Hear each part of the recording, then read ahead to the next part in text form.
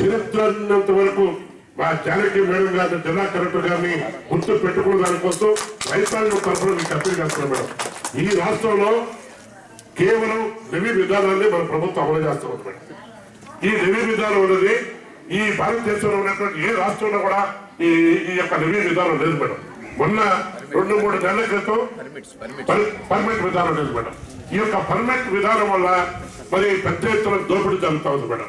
ఈ పర్మిట్ విధానాన్ని రద్దు చేస్తే కృష్ణపట్నం పోర్టు బ్రహ్మాండంగా మనం నిర్మాణం చేసుకున్నాం మేడం. ఈ రోజు పర్మిట్ విధానం పెట్టడం వల్ల ఈ రోజు తమిళనాడులో మీ జనరల్ విషయం కాదు మేడం. మీకు తమిళనాడులో పర్మిట్ విధానం లేదు.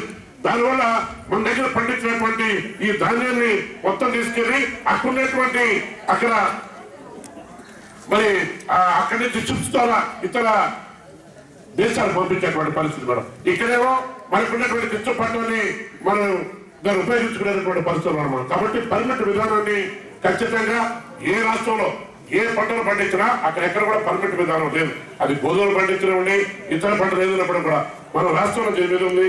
దీని మీద కూడా కొద్దిగా మీరు దృష్టి పెట్టి మరి అధికారులందరితో కూడా మీరు మాట్లాడి మరి మీరు జిల్లా కలెక్టర్ గారు సిఫార్సు చేస్తే ఖచ్చితంగా ముఖ్యమంత్రి గారు మేము ఏం చెప్పినా అది మీరు చెప్పే విషయంలో